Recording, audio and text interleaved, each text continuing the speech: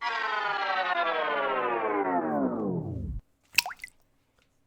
everybody, this is Anne. Welcome to Reaper Pro Tips and good happy Monday. I am more or less awake, although I do wish that I had another day of weekend, but you know, that's just the way it is, right? How are you guys today? Also got a piece of fur on top of my face cam, so thanks, Kiri. Good morning, good morning. Hello, Clever, Nomadzi, Gananki, and Clavigus, Kerniko, and Clearman, and on the road to tea, I'm at Margaret. And Sephiroco and Sethany. Happy. Good morning. Hello, Jared. Hello. Yes, it's a day. It's a day. And I got my shipment from Reaper last week, so I washed a bunch of stuff yesterday. So now we are going to be working on the Altar of Dagon for fun and not quite necessarily, I guess not fun and profit, right? It's just fun. Unless you're painting it for a commission, then it's fun and profit. But yes, coffee, huh? Yeah, I tried espresso again this weekend and just came to the conclusion that I cannot do coffee anymore. Sadly, it's so tasty, but it's just not happy with my body. Tea it is. Tea from here on out. Hey Jay. Hey Francis. Hey Numbat. Hey Tavaria. And Faye. And Ottermama and Iggy. And Jedi. And everybody. Hi. Good morning. All right, so we're going to talk about some Altar of Dagon, and we are flying solo today, as Justin has been called to a meeting. So he started the stream, and then he ran away. So we have no sexy voice Justin with us today, at least not right now. One presumes he will return at some future unspecified moment. Yeah, that's what I do in the afternoon. Sephiroco is the Earl Grey with the... Actually, I use coconut milk creamer because I am a non-dairy Anne for the most part. But yeah, coconut milk creamer is also tasty. All right, so... Oh, sure, great. No problem, Pendrake. Glad you got to catch it. Yeah, sometimes we use almond and coconut combo, and sometimes we use coconut. I like the straight coconut, but David likes the almond coconut a little better, so yeah, whatever's available at Sprouts. Yummy. Yes, all the teas. I actually have a lemongrass mint black tea that I really like too. In the summer, it makes an excellent iced tea. Alrighty. Well, let's go down to mini cam and talk about Dagon. This is Dagon. Actually, this is the Altar of Dagon. And it has all sorts of fun carvy things on it, so I thought we would do a little OSL today. And the great thing about it is that it has several types of carvings, so that we can show like this one here. We could show how to make it glow, and it would be the same way you'd make a runes on a sword glow and things like that. So one thing you need to think about when you are starting your OSL is you need to think about how dark the underlying area is going to be. The darker your base color is, the more dramatic your lighting is going to be, which is why it can be really hard to do this on a normal colored sword. Like when you're doing a silver sword, it can be very, very difficult to get it to look glowing, right? And the reason is the silver is too bright. So if you're going to do a glowing blade, glowing runes on a sword blade, I recommend that you actually go with a very dark steel for it, maybe even NMM, and make it an unnatural color. If it's magical, it doesn't have to be silver. If you're going for glowing anyway. You can do regular runes, no problem, but on just a silver blade. But otherwise, it's so light that carrying the glowing effect gets very difficult. Well, good. Yeah. So this is the most basic sort of OSL that you can do. Hey, Twisted Oma. So this is a good place to start thinking about OSL. It's the most easy because you have a built-in backdrop, right? When you're doing something glowing like this, where you have a glowing rune like this eye down here, or you have little glowing parts carved in like this. This is the super easiest way to start OSL because you have a backdrop, so you can show the glow radiating out from it.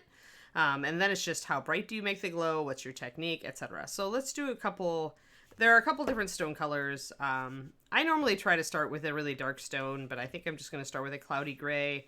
And then maybe we'll do part of it in desert stone. It's the same sort of thing. This is a little lighter, so it's not going to give us as dramatic of an effect. We might have to do our drama with color instead of with light and dark. So we will base coat this part in gray and part in desert stone, and we will rock it that way. And yeah, Twistoma Justin is not with us today. He's actually in a meeting, so the bosses have nabbed him and left you only with me. And of course, this being Bones, I washed it last night in dish soap and hot water and rinsed it well, and it dried overnight, so it should be great to go for no priming. This is straight up Bones material. My fingers hopefully are not greasy from breakfast. I had a little bit. I handled a little bit of food stuff before after I washed my hands, so this is a problem, but we'll see. All right, you want, obviously for a model like this, you want a big brush. Let's see what's my biggest brush hanging around here. Probably my Raphael. Yeah, all right. So we'll do that. Let's do this part in gray, this part in tan, and we'll just block it in. Like I said, having washed this, I expect to have no problems at all with paint adhesion. David asked me last night if I was going to prime these, and I'm like, I never do.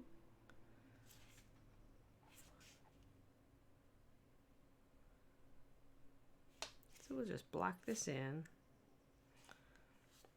Otherwise, what did you guys do with your weekend? We can chat while I'm base cutting. Anything fun?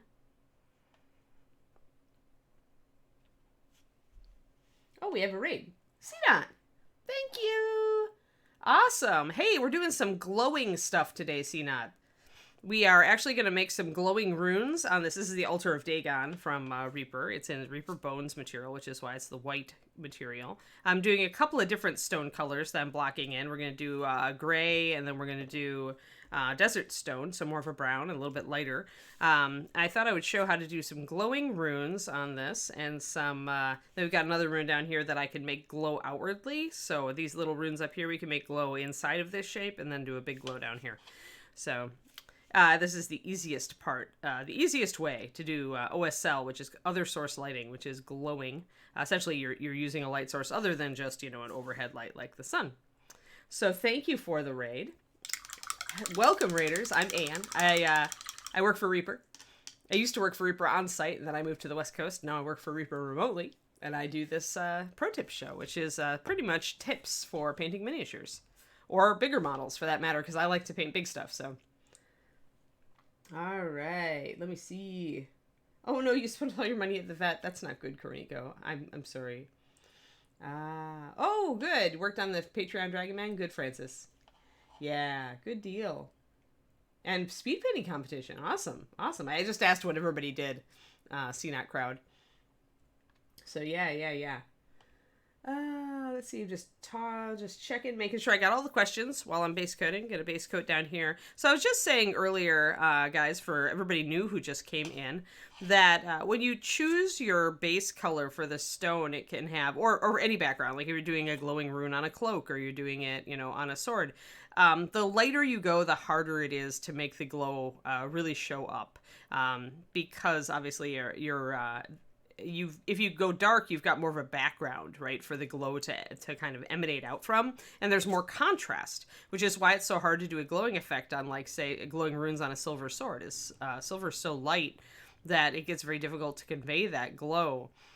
So sometimes you can make it a little easier on yourself if you go a little darker in your background. I'm going to do a little bit of a darker and a little bit of a lighter backdrop. And down with this desert stone, we're probably going to have to use more color and less light and dark to differentiate our glow, to make our glow really show. Since this is Bones material, I actually did not prime it. I wash it. So if you ever are working with Reaper Bones plastic material, you don't really need to prime it. I do like to wash it so I could use a little bit thinner paint on it if I want to, but I just wash it in some dish soap and hot water and let it dry on a towel overnight, and in the morning it is ready, and I've never really had problems painting right onto it, as you can see. All right, we got a nice block there, and then this guy's drying, so we can get that. Watched all She-Ra this weekend. Wow. That's funny. That's a blast from the past for me.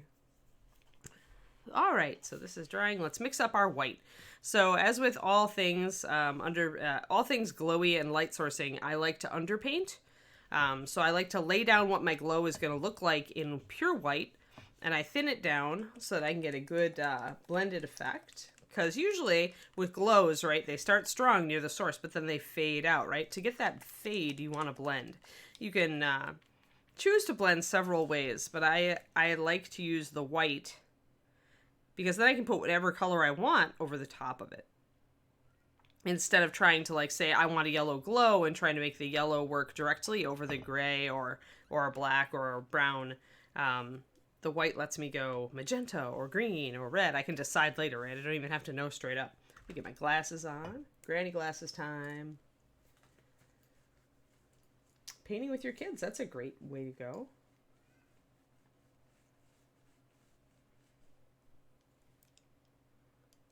I'm sorry about your little kitty, Kariniko. It's hard when they're sick, right? Because you can't tell them that you're trying to help them, and you can't tell them that it's going to be okay, and they can't tell you when they're feeling bad, and yeah. Pets are hard sometimes. When they're having issues, it just breaks your heart. All right, just blocking this in just a tad bit. I see I missed a couple spots. Alrighty, now we can take our white, and we're going to do a glow. We're going to pretend this is maybe a sword blade, and we're going to fill in this little just etched thing. And the first thing we're going to do is fill it in absolutely in pure white. We're going to get a real thin brush. Actually was experimenting. I was making myself paint more with tiny brushes this weekend instead of the my usual. I actually picked up a Da Vinci 000 to play with it. And the big thing about smaller brushes is that you want a little bit of water. Like you need a bit of fluid in there to make it work really well. See, I'm getting a little bit too big. I'm going to have to go back and touch this up, but that's fine. So you want to fill up this area with white, and that's going to be your brightest area. This is the rune that is glowing. So automatically, even after we put color in this is going to be the brightest area. And I'm pretty much taking some really thick white paint, and I'm going to try to fill it in completely. Now, 000 brushes are not as good with thick paint. I am using this one with thick paint, so I am having issues.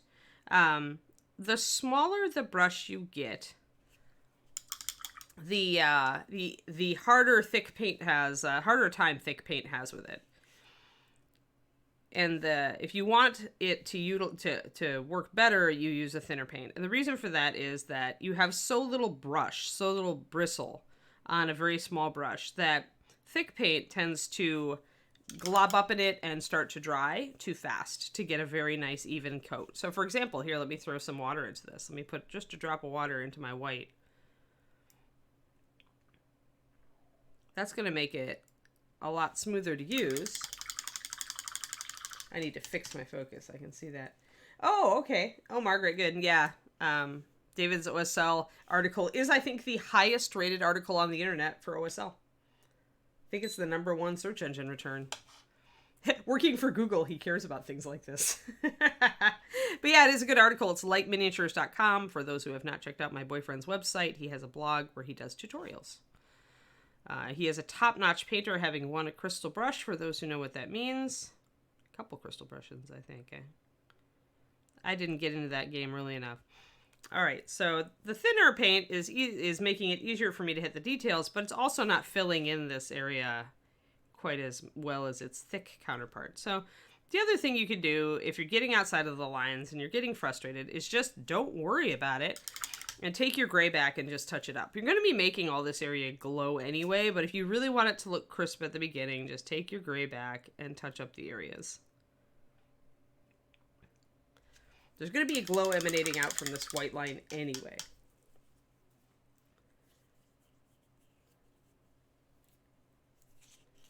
Alrighty. Just checking up. Checking up on chat, making sure I'm answering questions, but mostly it's kitty chat and other OSL chat. Yeah, as you know, for those of you, I had David do a guest stream, I guess a little more than a week ago. You can go back and catch it, and he did NMM. And yeah, he does a very different approach than I do. There. So I'm filling in totally. I want a nice solid coat. Like even globbing the paint in. I don't care if the paint is thick. I want it to fill up this area and be very, very bright. And if there are any really deep recesses, I want to make sure that I kind of fill those in. Because I want this glow to be really solid. And for that, we need it to really read pure white. And if we don't kind of fill in this groove, then there's going to be a shadow, right? A natural shadow that's like you can kind of see this little center part. It's kind of has a shadow in it. So it's going to be like, I need to fill that in a bit. Now we have other runes out here. We could also make these glow if we wanted to. And so at this point, I would really hit everything that you might want to make glow. And we've been very messy, but don't worry about messy. You can be messy at this stage. Really, all you're trying to do is block in your basic, this is what is glowing. That's what you want to get straight in your head at this juncture. What is glowing? And then everything else works from there. And we're kind of working in a vacuum today since the rest of the model obviously isn't painted, but normally I would fill in highlights and shadows. You know, I would paint the model, more or less. And if you are using an ambient light source, like it's evening time, then you would paint this model with a pretty dim overhead light source. Then you would get your glow going on, stuff like that. So do not paint in a vacuum. Do paint the model and then think about your light source. Light source shouldn't be the first thing you do, because it's going to affect the stuff around it. All right, so again, nice, pretty setup line there. I still am unhappy with how deep this groove was. And now, if I had looked at this earlier, I might have actually put some putty in here to fill in this deep groove so that I could make this a more solid white line. People were complimenting you on your website. You missed it. Sorry, David just came in. They said they learned a lot from your OSL tutorial. Yeah, it's a pretty popular tutorial. Yes, that's what I said. Told them you were very high in the search engines. And being a Google employee, you cared about that. I guess we all care about that if we're doing content. So I can't just get that. Can't just say that. I would care too. All right, so we're just trimming up our lines.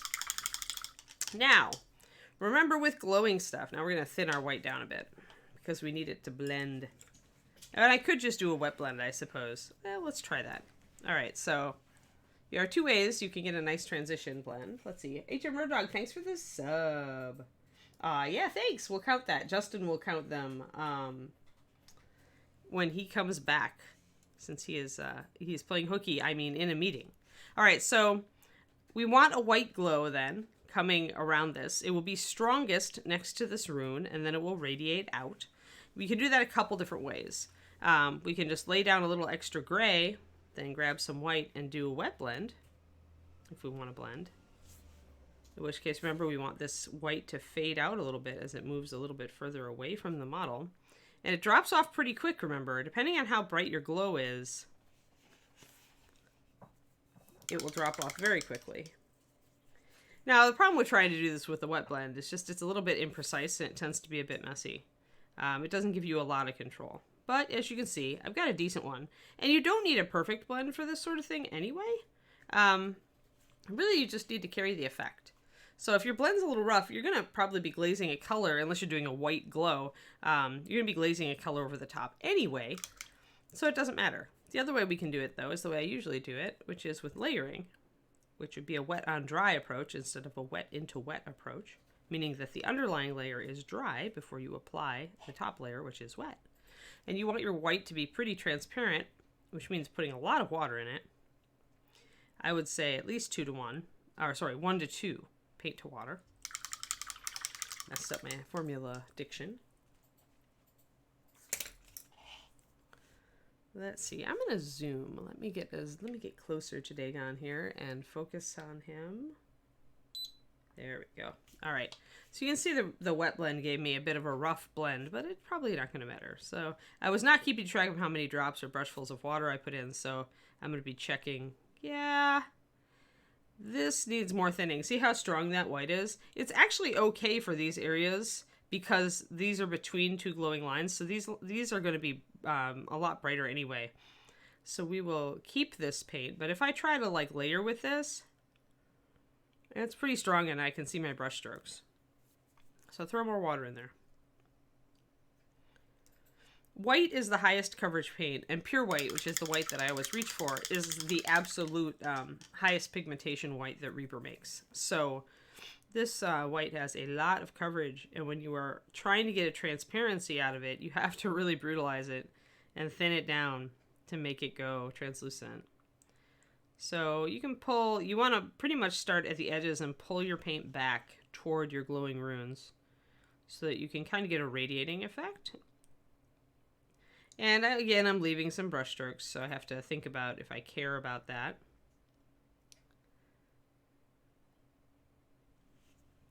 I probably need a little bit more water. I just dumped a lot more water in there, so we'll see how this works.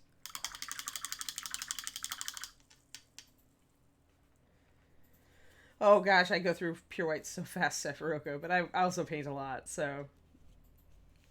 Yeah, but... Okay, so what other colors do you guys regularly... Like, who has actually run out of a bottle of Master Series, and what color was it? I know what colors I tend to run out of. Okay, get a little bit of paint on the brush. We want to take the paint off the brush. See how thin and watery my paint is? This is what lets you get a blend when you're doing these kind of brush strokes. And I do want a lot of paint off my brush if I want it to blend well. So let's go back here. Oh, this is good, actually. It's so transparent, but that's what gives you that blending effect. Almost out of dirty bone. Wow. Yeah, black, white, and walnut brown. That's it. See, Declimmin, you and me both. Walnut brown, walnut brown. Ah, linen white, and the clears. Okay. Low on leather brown. Oh, interesting. Oh, yeah. If you work on a huge model, that is a way to run really low on a color. See, I think I might have over-thinned my white for the first time in, like, eons here. I can get, like, a blend with it really easy, but it's, like, almost invisible. And I have to build up several coats. We'll see. I may have to throw a little bit more paint into this. This is the whole adjustment period. And you want this, guys. You want to not always get your paint consistency right the first time. This is why I give ratios when I'm mixing, but I don't like to give them for everything, and I always tell you that, you know, they're going to vary by the color. I mean, that's true, but the other thing is I want you to, for this really to be a tool, I want you to learn how it feels and how it looks, right? How the paint actually looks when you've got it to the right consistency, how it falls off the side of the palette, or how it looks on the palette if you're using a wet blend, or a wet palette, you know, so that you can start getting a feel for paint consistency that doesn't depend on 3 drops of that and 1 drop of that. Because it's far more useful if you can just look at the paint and say, oh yeah, just a little bit more water. And it takes time, but by experimenting like this. All right, so you can see how thin my paint is. I just put a layer down and it's almost invisible. You can see it's slightly lighter. So now when I grab my next layer and go over the top of that, it's going to build up. And this layer is a little bit smaller. Like, I didn't go all the way to the edge. And that's what builds up a blend, is like you shrink it. Think of like a topographical map where every layer is a little bit smaller than the previous layer. And that's traditional layering. That's traditional wood on dry. And it takes time. It is longer than a wet blend. But as you can see, it also gives you very good control. And it's very precise. And it gives you that really perfectly blended appearance. And it's useful when you don't have all the room to wet blend. Like up here, I had room to wet blend. But at other areas or on a tiny sword, you might not have room to try to wet blend a transition and underpainting. So for little tiny areas and tiny runes, layering is very useful. All right, so now I've got a glow going on, and see how much finer that glow is. Like, it's really ghostly. It's not as strong as this is because I'm using thinner paint, but it is a very, very soft glow. So also ask yourself, what kind of glow am I trying to convey? Is it really strong, glow that's going to really wipe out like the stuff around it, or is it really soft and subtle? Morning, Valandar. Let's see here. Oh yeah, for the Bones 5 pirate ship. Well, or use an airbrush, right? Because you'll use less paint that way. Yeah, this is Altar of Dagon. Sorry, guys.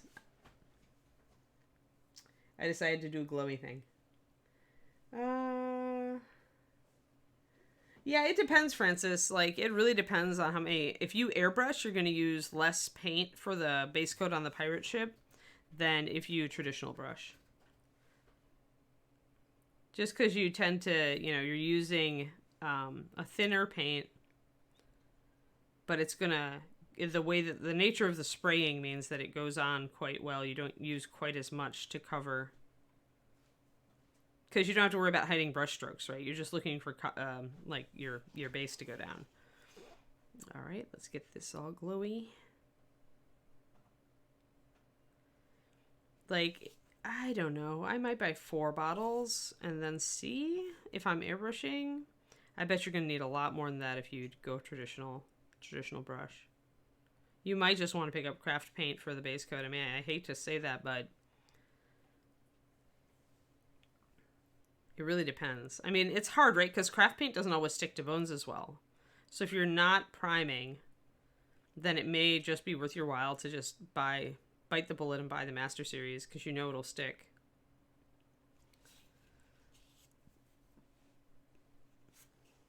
All right, so we've got some nice glowing action going on here. I can do the same thing with these guys, these little runes, to make them a little bit lighter around the edges.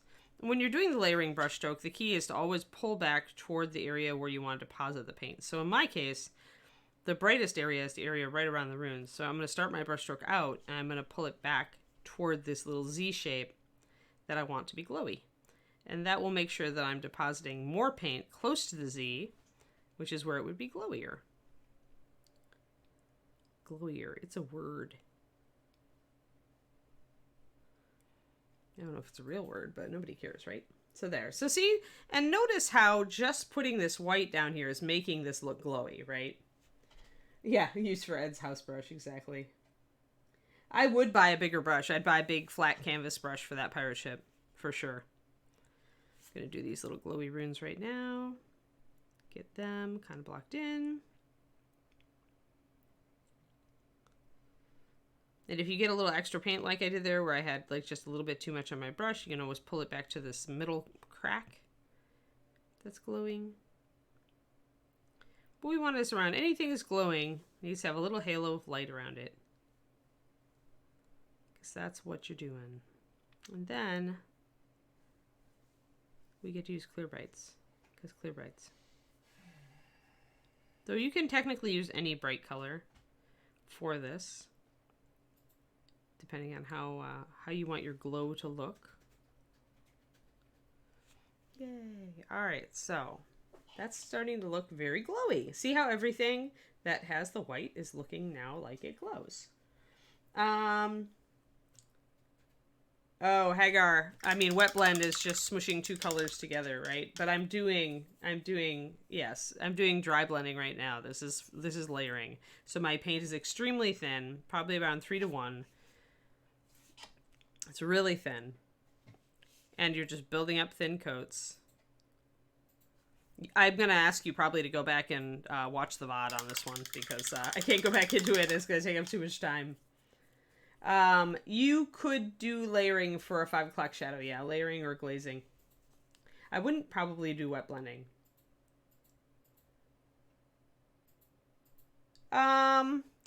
It depends, Mathophile. If you do use thinner paint, you do lose a little bit of structural hardness. I would probably seal your models. If you notice.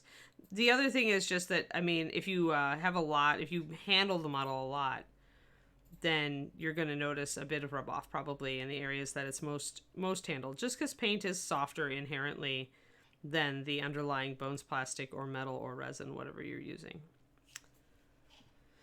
A little more solid glowiness. Once again, this is the easiest way to get a glowing effect. So we're not dealing with a lantern held out away from something. We're not dealing with, you know, trying to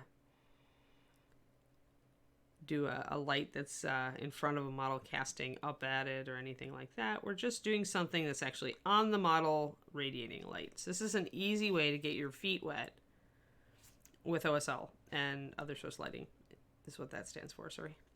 For people who are new, I know there are new people. Always have to talk for the new people. Can't just throw around these tri-letter terms without explaining them. So I do have a little bit of gappiness. I've got, by that I mean that I've got some deep wells in my stone here that are not solid. I'm just going to run with it. I mean, had I noted that before, I might have puttied them in a little bit so that this line would be more solid. And I am going to mix up some full strength pure white again. I should go down here and show you guys this one. So, all right, let's go down to our desert white. And I've gotten some rub off because I've been handling it. Once again, with a lighter color like this, it's going to be a little bit more difficult to get a strong glowing effect on it just because you don't have a lot of contrast to carry it. But if you're painting a model like it's in daylight and you're trying to do a glowing effect, this is nonetheless what you're going to run into, right? You're going to have a lighter color necessarily here or there. So you're doing the same thing here. If you're trying to make it look like now, like a crack around the model or shape is glowing. Let's see. Like this is, you mean, this shadow, Margaret? It depends, right? I mean, this is probably gonna have a slight shadow, you're right, because there's light emanating here. It might also have an ambient shadow, right? Because if the light is falling down, then there's going to be a slight shadow underneath this in the first place. I don't think I'd make it pure black, though. I mean, it depends on how dramatic the light sourcing is, and this is a pretty soft glow right now. So I would darken it, but I wouldn't necessarily go pure black. I almost never go pure black with shadows, though. But it depends, right? If you're painting a model that's in twilight, and this is the main light source, absolutely you can go pure black with that shadow then. But it's all relative, right? It depends on what time of day. Like, this is why I say don't paint in a vacuum. I'm doing it because I've got only about an hour and a quarter to talk to you guys about how to do this. But you should finish out painting your model normally with highlights and shadows, at least one layer of each, at least one layer of shadow and one of highlight, and then work on your OSL so that you can have a paradigm, for what's actually going on in the model, so that you can make those judgment calls about whether black shadows are appropriate. So for this one, if we want to do this whole area glowing, or if we want to do a crack around the edge glowing, then obviously we'd do just like we did up there. But if we want this whole oh no, I used Blorf. Look guys, it's a Blorf. I did not mix up my full strength white paint. I just jumped in, taking a big fat brush. Blorf emojis are welcome. The paint is too watered down and you have too much of it on your brush, Jay.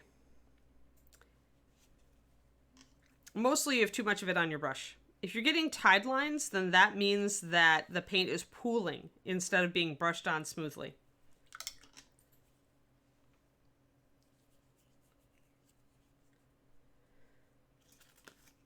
Now, given, if I do leave, let's try this. Let's see if I can make a tide line here. Or if this is smooth enough. No, this might actually dry okay. In which case, yes, your paint is too watered down and you've got too much on your brush. Because I'm getting a smooth brush stroke here. So, pure white, you can throw a lot at it until it breaks. Before it breaks, I should say. Let me get some stronger white and do this rune down here. Yeah, much better. Boop, let's do an eyeball. This is an eyeball, right? Eyeball with antlers. Yeah, too much paint on the brush and too much water in the paint. Both. Thank you for the Blorf emojis. Tide line, Hagar, is when you You know when you lay down a wash and it dries like in rings, it's got a dark ring around the edge of it and it maybe doesn't dry in the cracks? That's what a tide line is. It's a term for that effect. And it means your paint is too thin. And what's happened is you've broken the paint. You broke the bonds that actually hold the paint together, the bonds between the resins in the base of the paint. And so then the pigment isn't being held together. So essentially it floats to the outer edges and settles there. And that's why you get lines.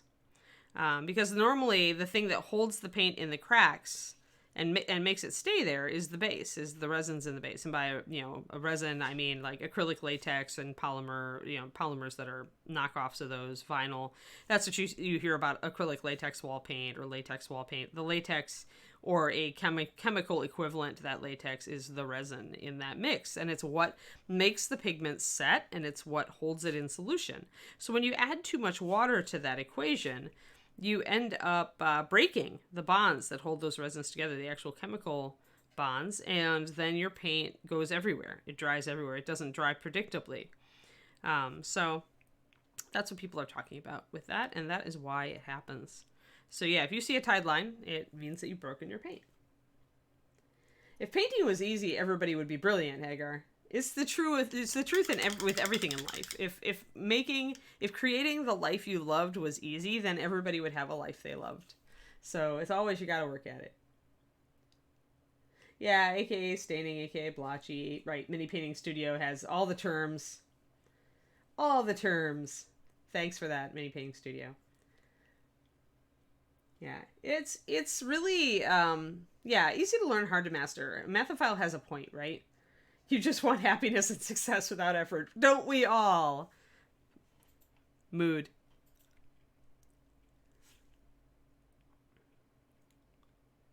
But then we'd all be happy and successful, and then we wouldn't be successful enough. Then somebody would go, well, I'm successful, but it's not successful enough because my friend here is more happy and successful, right? The horrible human condition. All right, so if I'm making this whole thing glow, then I also want to paint down the sides of it. But yeah, Hagar, it really is just you want to learn some basic techniques. We call them, techniques for your toolbox. Things like the blending technique and like glazing. And then it's just practicing them to get a feel for them. And the best way you can practice is active practice, which is really concentrating on like what paint consistency am I using? How is it coming off my brush? How much paint is on my brush and what brush am I using? Kind of like, almost like scientific method. And then if you do get a bad effect or an effect that's less than you're looking for, kind of like play around and say, okay, is my paint too thin? My paint too thick? How can I change this? If I change this up and make my paint a little thicker, do I like it better? So here's a wet blend quick. I had some white in here and I have this, I have my desert stone. So I'm just mushing the two together while they're wet. And that's a fast way. And actually down here is a good way to use wet blending like this because it's a big broad area. Unlike here where I've got all this little detail, I can do this down here and I have plenty of room to blend around this big white projection. So grab some more of our desert stone. And once again, this area between these two little ears is going to be quite a bit lighter, and you're just going to smoosh the two colors together.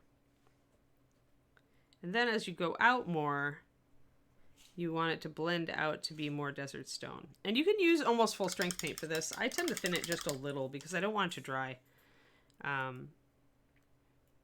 too fast.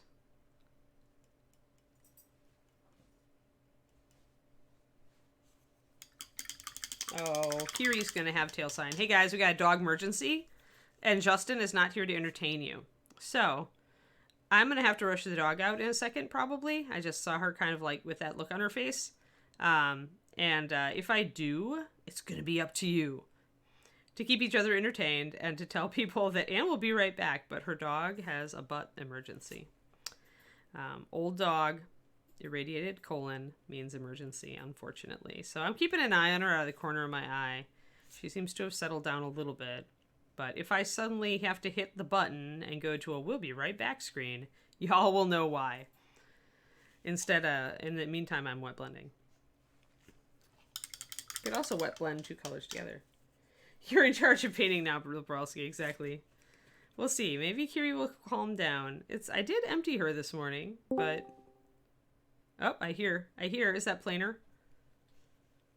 Somebody just entered my voice chat.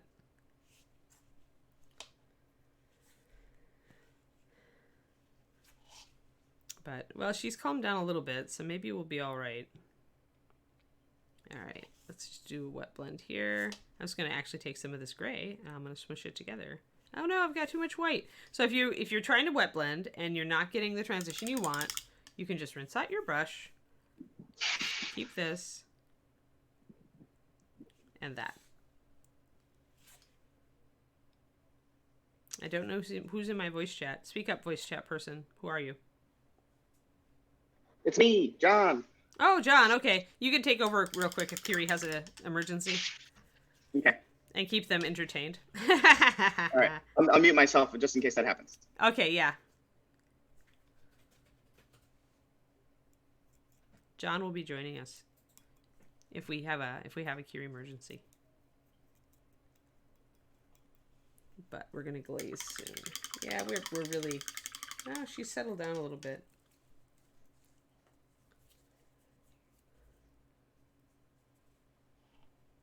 Let's see here.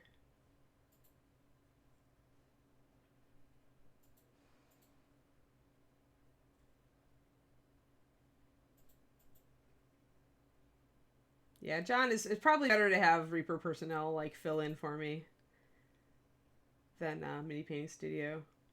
Much as he is very knowledgeable and can talk also about this particular subject.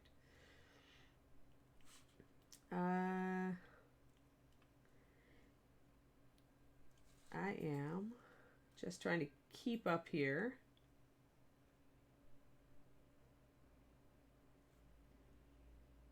I missed Francis's original comments.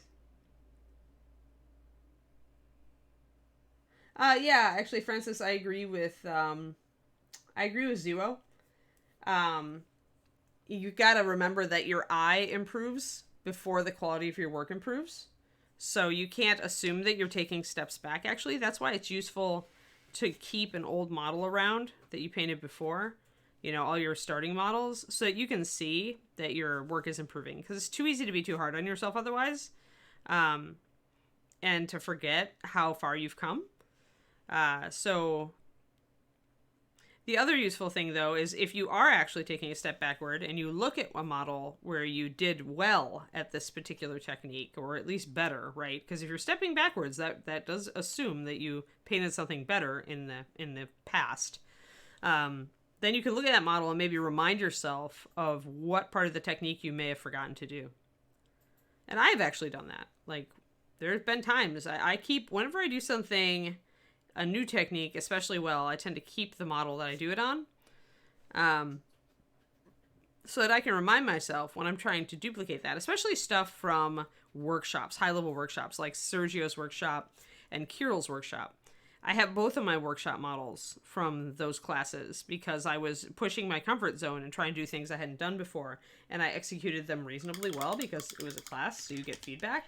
But we might have gone full on dog emergency, Margaret, but she actually settled down again, so we're just gonna rock. We're gonna keep rocking it until Kiri gives me the sign.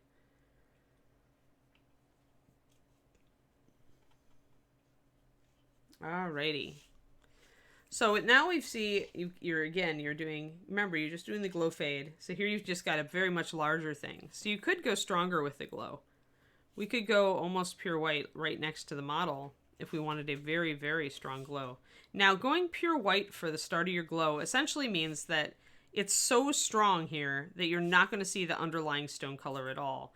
Usually, you don't want that. Usually, you want a little bit of that underlying stone color because naturally, when a colored light falls on a surface, it changes that surface. The only time it doesn't is when the glare is just so strong that it takes over. And then, once again, though, you need to fade it out. So now we've got a very strong glow here. That glow, how strong this glow remains is a sign of how bright this light source is.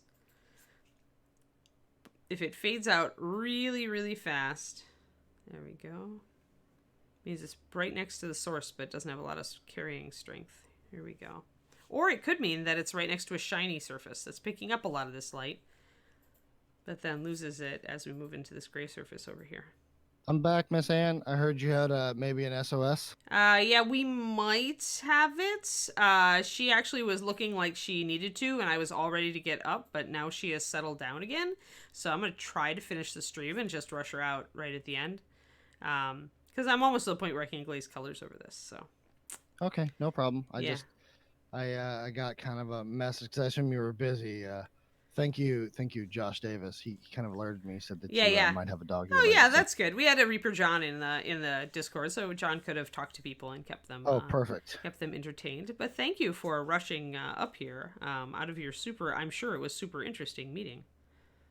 Yeah, well, I had just concluded on that end, and now I was organizing.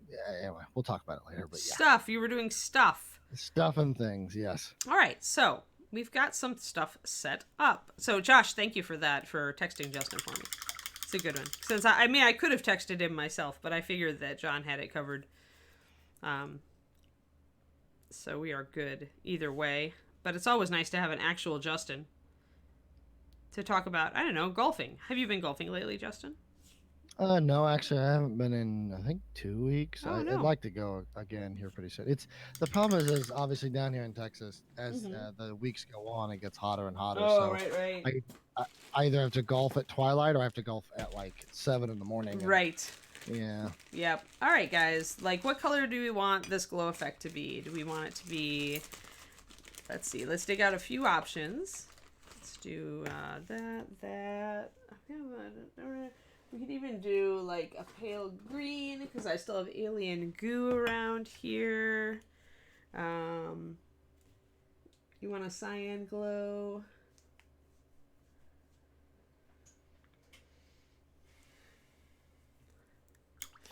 I don't ignore realistic lighting, Mathophile. I try to always... Usually I find if the shadows look mostly reasonable, then you're close to realistic anyway. You're probably closer than you know.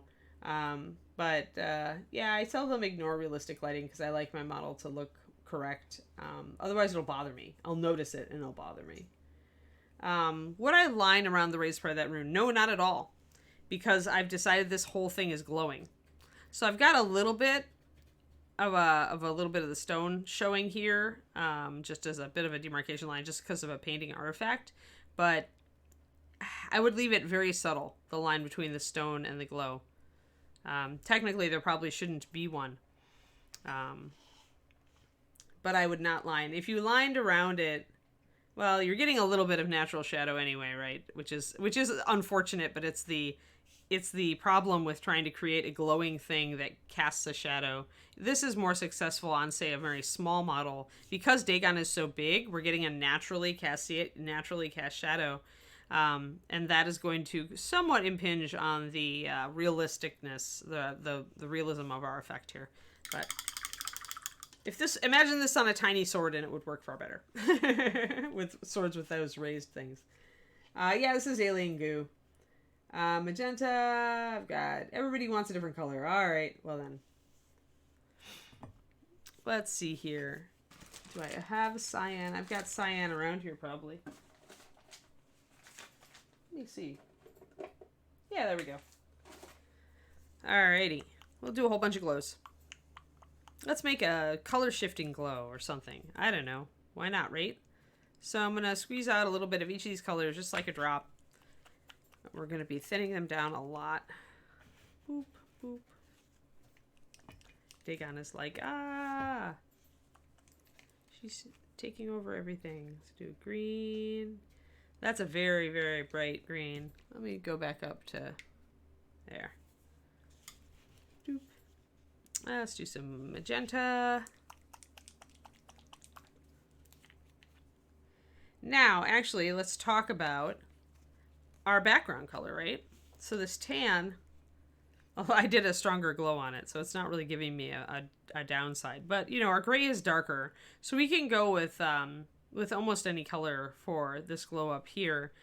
in order to make things look brighter down here, we want contrast, right? Because this white and this tan are, the tan is not as dark as the gray, for example. So if you're going with a very pale stone, you may need to like maybe I would need to go blue, right? Because it's the brown and the blue would be good high contrast colors. If I went for a yellow, it would be harder to show the glow because it would be like close to the color of the stone behind it. So things like that, you keep in mind for this. But on the gray, any glow effect should work, really. Let me throw some water into these guys. 2 drops each. Let me get a big mixing brush.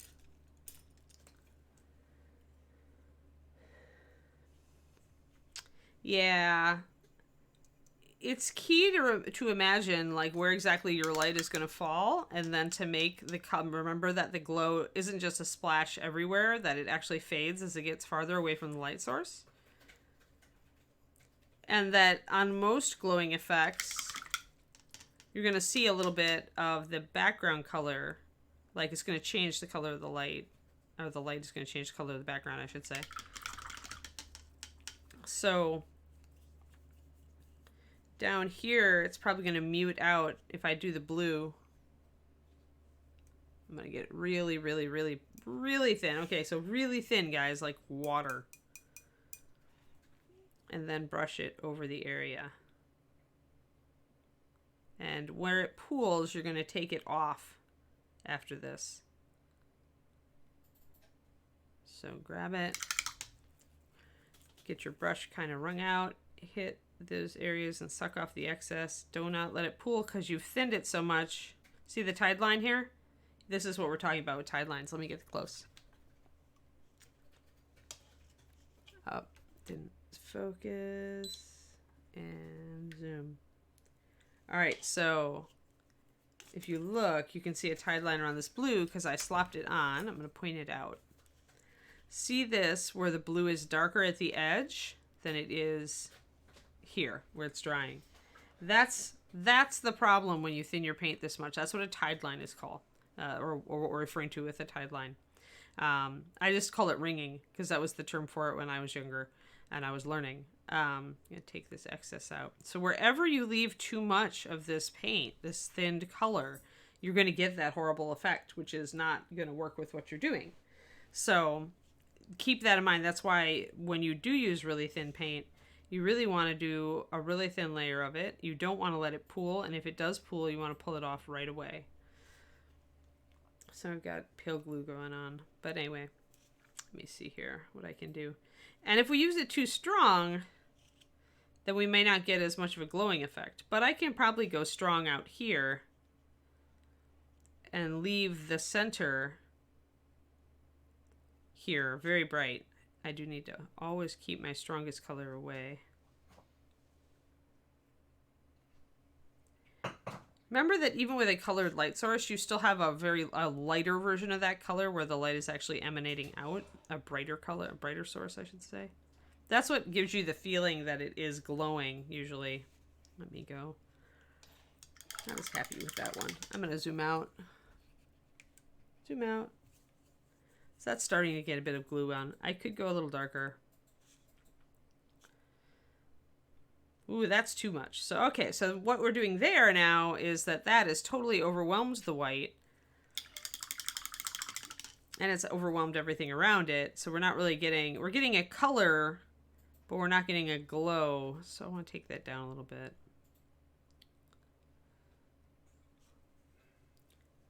That's a little better. Still not happy with how much that colored everything. And now it's starting to dry, so we will make mistakes and we will make, you know, good things this stream. So, but you can see the problem. You can't go to, yeah, inverse square law, exactly, methophile, you were correct. Let's do some magenta up here. Now the problem here is that I want this central stripe to be lighter, not darker, right? So when I paint my magenta over everything, the problem is that it's going into that crack. So I have to pull it out. And I might have to repaint that crack. See, I've got my brush. Got to get a damp brush or a dry brush to pull that out of there. Get it out of there because we want this part to be the brightest. Anything that is emanating, where the glow is emanating, is going to be the lightest, or it won't carry the effect. Lightest or brightest. Depends on what color light you're working with. If it's dark magenta, it's not going to look like it's glowing. And this is the problem with doing this way. So let's take some white. And OSL is something that I futz with a lot to get it to look well when I do it. So I'm going to take my pure white and come back in here. Make sure that I've got those stripes on there so that it looks correct. If I got too much magenta in there, it would not look right. Now we're back to it actually looking. Hello, Wapelius. Dry brushing gives you a texture affinity, and unless your undersurface is textured, OSL won't look quite right with a dry brush, because you aren't getting a smooth, like if you look at light, right, it's not textured. Light is very smooth, so when it goes on a smooth surface, and this rock may have a little bit of texture to it, but it's not terrifically textured.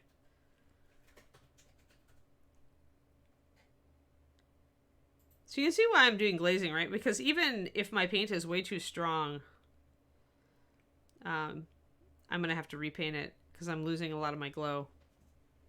So usually when I do this, I use really thin layers and I build it up, kind of like I did around this area here. Here, hold on. Let's do it a little bit more.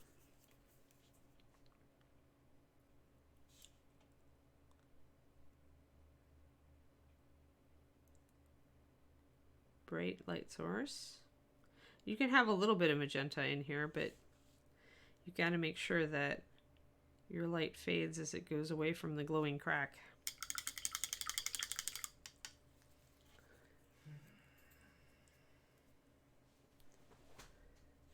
Yeah, depending on the heat of the flame, but that's not always true, Methophile, because it depends also on the material being burned. I was talking about this, actually, with David after we talked about it last time this came up on stream. Because some materials will give you a weirder color being burned. But yeah, it's usually best to kind of like look at fire in real life. If you have a source that you can look at, a candle versus, a fire in your fireplace versus your gas burner. Gonna get this all blended in and put another layer of magenta on it. Now we're getting some more smooth blending effects. Now I like it a little better. And the magenta is going to color the underlying gray a little bit. Let me get in focus. No, that's not going to work. Let's try that. In.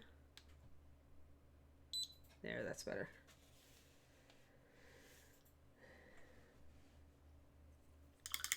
All right, that's why we're doing the white in the center, right? Because it's going to imply that it is the lightest, brightest, hottest, whatever you want to call it, source. In this case, with magical heat. And that is, of course, that you could say the color, the normal quote-unquote color progression does not apply to magical runes and such. So now I've gotten maybe a little bit too... Can take a little bit of this magenta, and I want to be very careful. I do want the color of the rune to be magenta, because otherwise it wouldn't be casting this magenta light. But I've got to be careful that it's still the lightest, brightest thing in this scenario. Sadly, my camera is not catching the subtleties of what I'm doing. As I look up, it really isn't showing you guys that this is a little bit pink. Which is a shame, but you'll have to take my word for it. The white is actually slightly pink.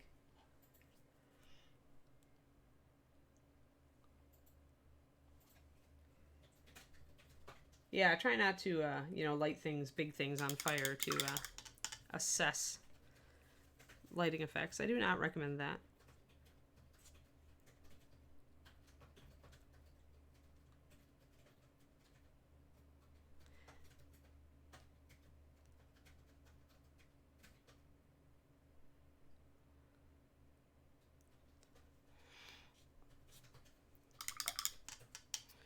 But yeah, whenever you're going to paint anything, try to see it in person or look at video, or obviously photography is not as good with light sources because the camera can't always capture what it's seeing when it comes to a radiant source of light.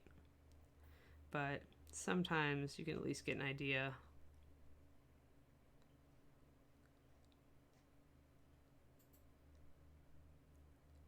Just brightening up my little tiny runes here so I can glaze over them.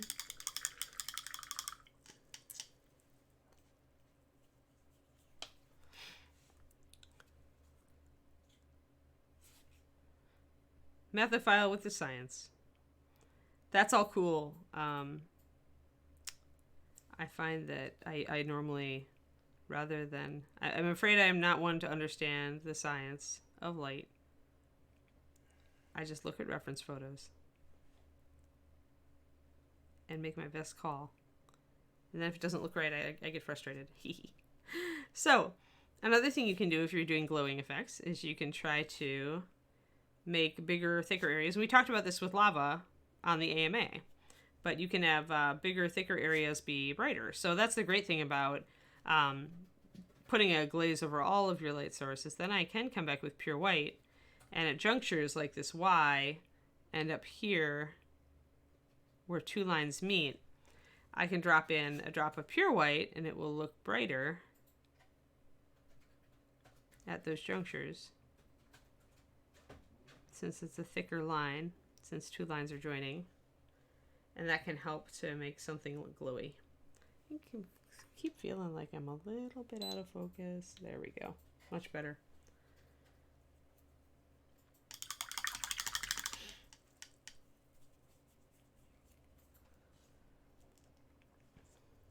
Alrighty, now I lost some of my glow around here, so that's why that's looking not quite right. So what I can do is I can mix my magenta and white, try to get a little bit of that glow back. There we go. Because as you can see, it's gone rather dark magenta right around my glowing effect, so it's not carrying, right? So when you're troubleshooting, ask yourself, have I lost the lighter color that should be right around my strong light source? And then instead of glazing, maybe start layering in this case, a pink made of magenta and white. Because we still need this to be lighter, not just strongly colored. Troubleshooting.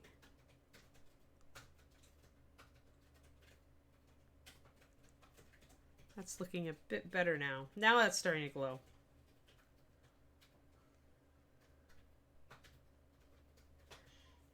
That actually, Cheeseburger, is a great question for my AMAs. I just did one.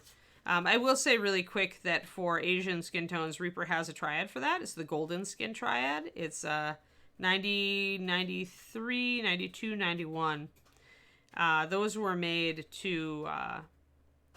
when we were doing Legend of the Five Rings miniatures. That's when that triad was created. Because we needed a good Asian skin tone triad. So there you go. Let me see if I put my white palette behind here if we get a little better look. Yeah, you guys can see it a little bit more. The magenta is much stronger in person than it's showing up here, sadly.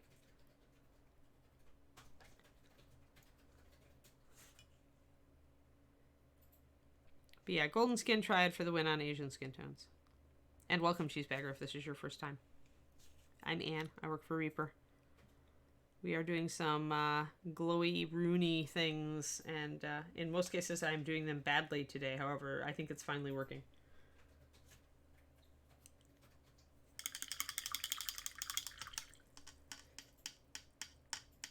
Yeah, see? So that did make a huge difference. Now it's actually glowing again. Always remember this should be the lightest around your light source, right?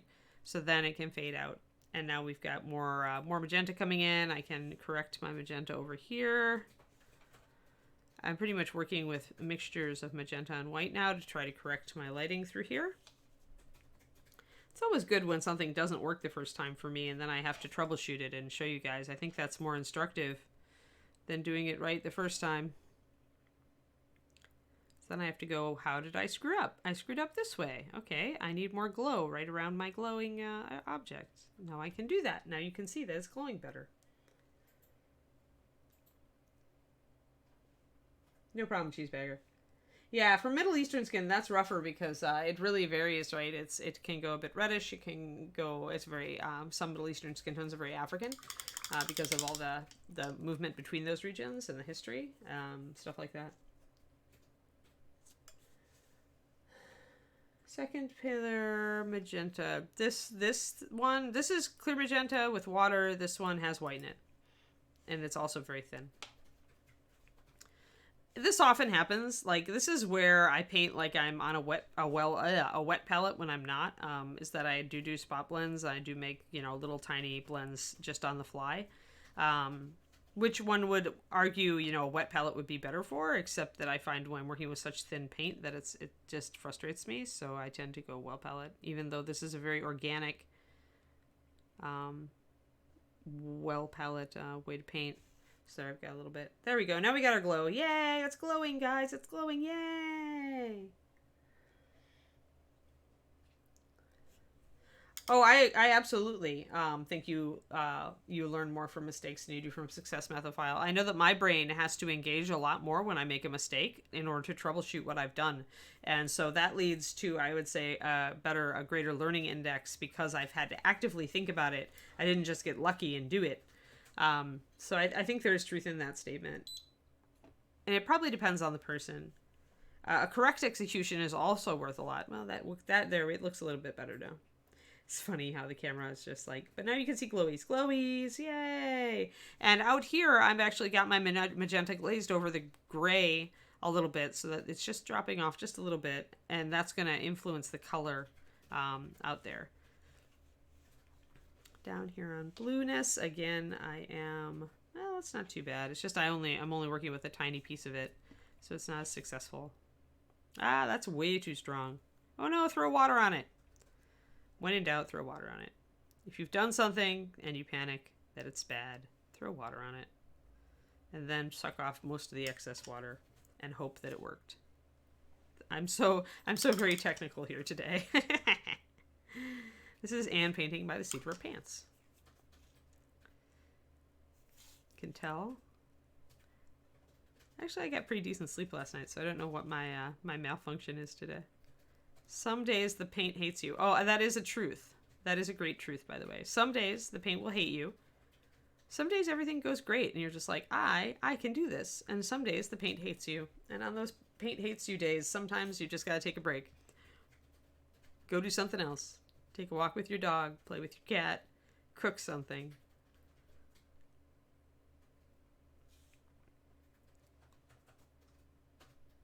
Do something else if the paint hates you. Because there are just some days where it seems like it's just not going to work for you. Maybe you need to take a break and come back to it. It's a very healthy thing to do.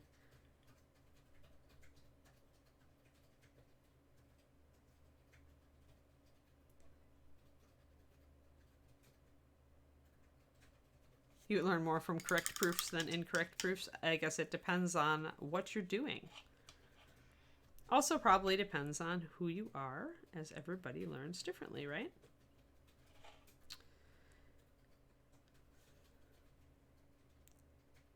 And I mean, if you do something right and you've been analyzing what you're doing as you go, then absolutely you can learn a lot from doing something right. But if you do something right and you weren't really paying attention, then I argue you don't get as much from it. Like, you may not understand why it worked. And then when you try to duplicate it, you may get frustrated. So yeah, I think it varies. It depends on everybody and their situation. If you're a very analytical painter and you're always kind of like assessing what you're doing as you do it, then absolutely a success can teach you a lot. As well as just making you feel generally good about yourself and your hobby. But don't get discouraged, guys. Don't get discouraged. There. And now I fixed that one. And now we come back with a little stronger of a blue. I'm going to throw some water in that. That's just way, way too strong. Got a lot of strength. Yeah, it varies, right, Max Styles? We all wish we had more days where the paint loved us or the mini loved us.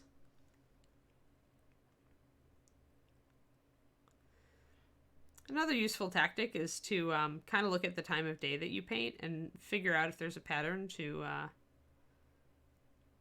painting earlier or later in the day, or in the afternoon or the morning, or in the evening versus the afternoon, and figure out if there's a pattern that you're just have less frustration, that maybe your brain's just a little bit more in the creative zone, or maybe you're a little less tired, or maybe you're fresher, just like right after lunch or something, you know. Try to figure out if there's a pattern to help minimize your frustration. Just blending around here. Mucking about, making it glowy-fy. We can bring in more color. I'm keeping these really light, but you can bring in more color toward the outer edge. And I could make this, I could go totally blue with this. I could go away from the white here and put blue over everybody, and then just come back and make sure that this is the lightest blue. That's another thing we can do. Boom. Look. Oh no, it's blue. What are we going to do? Eek, eek, eek. Well, we're going to fix it. First we shall mess it up, then we shall fix it. Alright, so oh no's. I wanted it much more blue, and now my blue is pretty blue. Actually, it's not bad. But now it's the same blue everywhere. So it's not really carrying that glow effect. Let me just blue this a little bit more. Blue, blue, blue, blue, blue. Blue, blue, blue. Sing the blue song.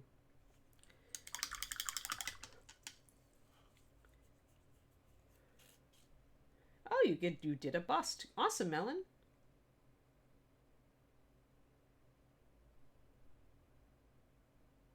Congratulations on finishing your first bust.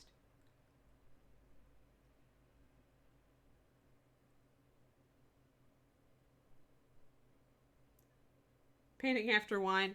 We always our old saying in Imps was friends don't let friends paint drunk unless they're painting plaid, and then everything is fair. So, all right, so we got a little bit more blue. We're just going to make this a little lighter. I mean, keep it blue, just make it a light blue.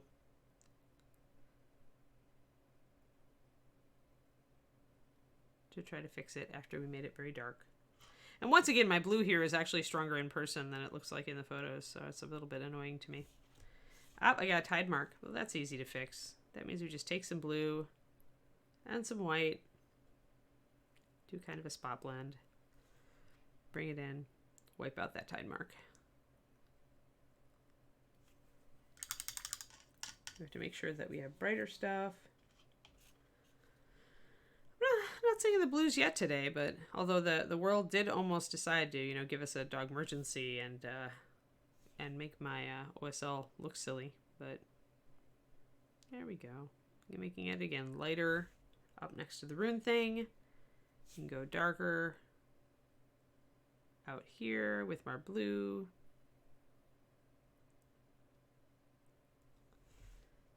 There, now it's starting to glow more blue.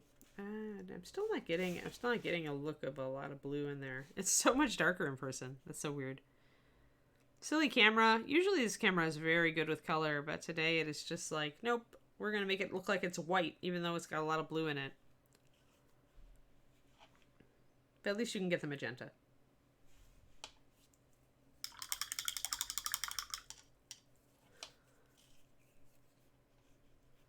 So the camera likes to pick up the magenta. It's a little bit more blue now. But yeah, so again, troubleshooting, you're always going to have your item. Your light source has to be brighter so that the cast light looks correct.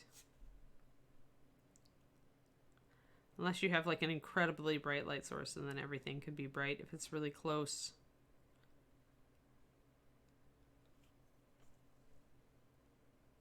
But I don't know, you get into problems with that pretty quick. And I have lost my underlying stone color, you'll notice. So this is a problem. This is going to make it look wrong. And this part of this is painting in a vacuum because we didn't actually paint the stone before we put stuff over the top of it. But I may have to reintroduce this stone color because I've lost it completely. And the blue is going to change it and work interrelate with it. So losing it entirely is not advisable. Like I said, it would take a very strong light to completely wash out the color that is underlying. So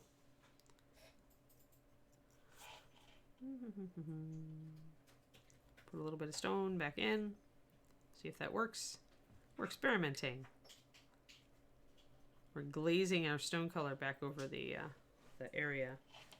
Probably going to have to do a little bit more than that, though.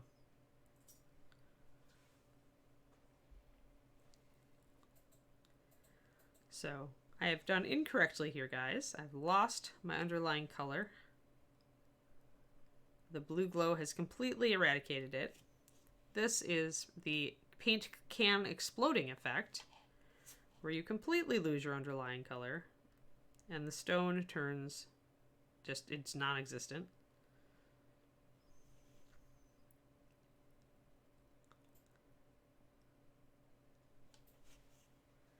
There we go. Now we're going to get a little bit better here. So essentially I'm taking the thin stone color and I'm just kind of reintroducing it. And I'm trying not to impact my closest, brightest areas. But I do want the stone color here, and I do want it interacting with the blue affecting it. So I've minimized a little bit what I'm doing here. And sometimes this takes a while, futzing.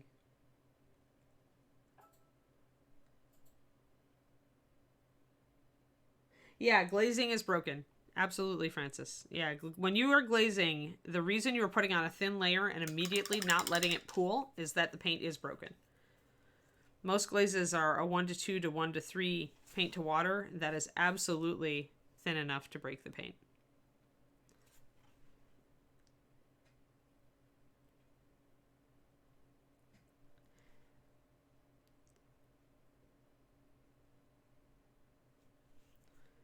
All right, so that's a little bit better. Now I can see a little bit of that stone color. I can see how the blue is interacting with it. I'm going to actually mix up some cyan and white, so I can glaze with that instead of glazing with my pure white here. So I can get that blue to cover over the top of that stone and get a little bit of interaction going.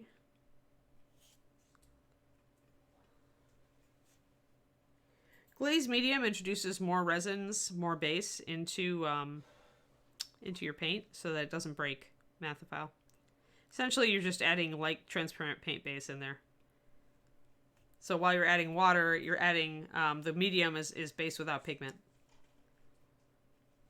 Sometimes it will have other additives in it to enable a specific effect as well, depending on the medium. But usually glazed medium is just there for transparency. There. Now we got a little bit more. Now I've got some feel for how the light is coloring our underlying stone. It's not just like I splashed a can of paint over it and totally hit it. It's more natural. You're getting a little bit of that stone and blue color mixed together. I have lost a little bit of my bright light right next to my glowing thing, so I do need to reintroduce that a little bit. So this has all been actually a pretty good troubleshooting episode because I made mistakes and then I corrected them. Everybody makes mistakes. Even somebody who's painted a lot of stuff. And again, this is going to be a lot brighter here because it's between these two light sources.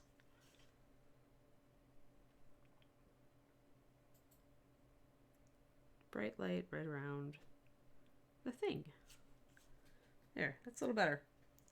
That's glowy. And that's glowy. We've done glowiness. I think this one's more successful. But that's where when I'm doing glowing effects, I'm usually not doing them over really strongly colored things.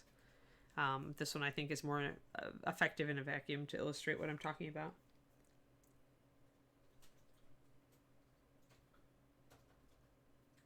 Mail-in, I don't do that because I really don't seal models anymore. But unless they're going to be shipped, then I do seal them at the end. But I used to use that when I was painting with a different paint line that was really fragile. The paint line just was really soft and it would rub off all the time. This was way back. And I would use Tester's Dull Coat. I would essentially, every time I did a layer or two, I would put a coat of Dull Coat down to protect what I had already done before I added the next layer. You could use brush on sealer that way if you really wanted to. Even that won't necessarily protect you if you're handling the model like I am right now. You know, if you're handling a model a lot, it's going to rub off. I mean, no matter how much sealer you put on it, unless you put a gloss spray sealer over the top, which is really hard and shiny.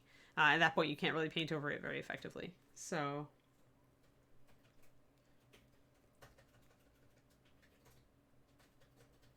yeah, I always just throw it. If that happens to me or something like it, Sephiroth, if I like drop the model into my palette or something, I just throw it in my water jar and swoosh it around. It's not going to hurt the paint that's already set on it, and if you get it out quickly. Bones is a little bit more temperamental about that, so get it in the water and then get it out quick. But it'll keep the mistake paint, the splash paint, from setting. All right. It does tend to freak out people around you. People who don't know that, who think that, you know, if you put the mini in water, who don't realize the paint is already set. And you just throw your mini, your half-painted mini into the water jar, and they're like, ah, what are you doing? It is pretty funny.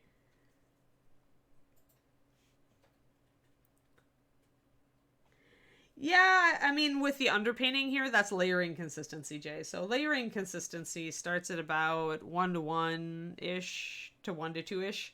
And I would say glazing consistency is more like a 1 to 2 to 1 to 3.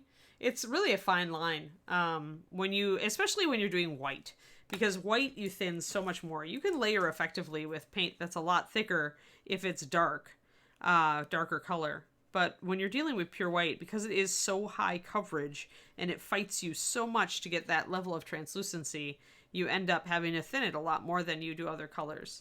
So when you're layering, you always have to remember that when you are using a lighter color with more white in it, you have to add more water than you maybe had to add for your first stage.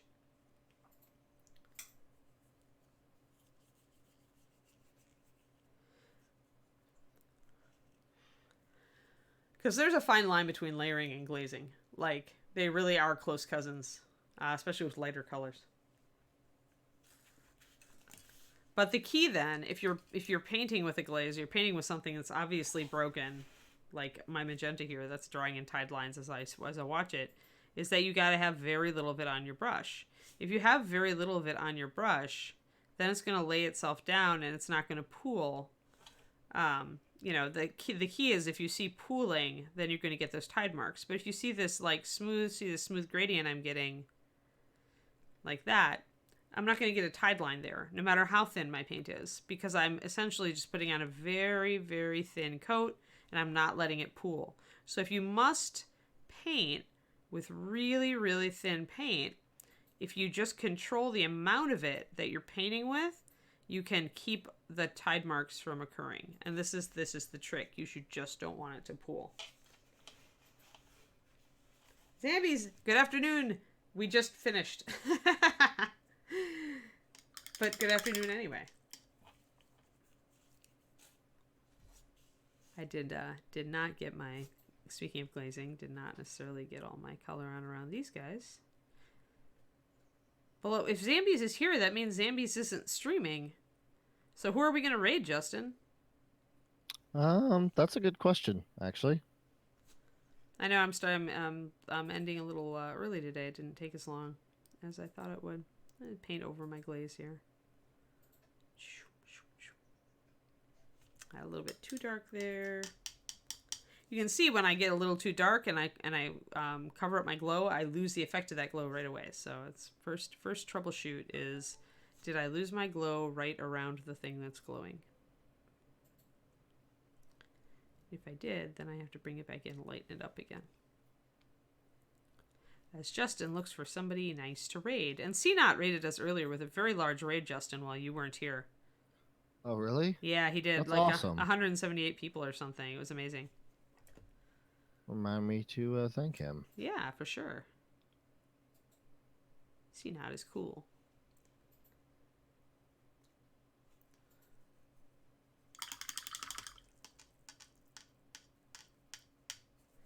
You are welcome, everybody. Today you got to see Anne, like, you know, screw up and try to fix stuff, and that is always fun for me, because then it's one, you see I'm not perfect, and two, you see how I troubleshoot, which is important when you are troubleshooting for yourself. I don't know what I'm going to do with the rest of this mini. I kind of want to paint some stone textures. I'll have to think. I'll have to look for some good stones. Maybe we'll paint his fin and talk about how to bring out all of these little stony details and make them look really cool and poppy. That would be fun.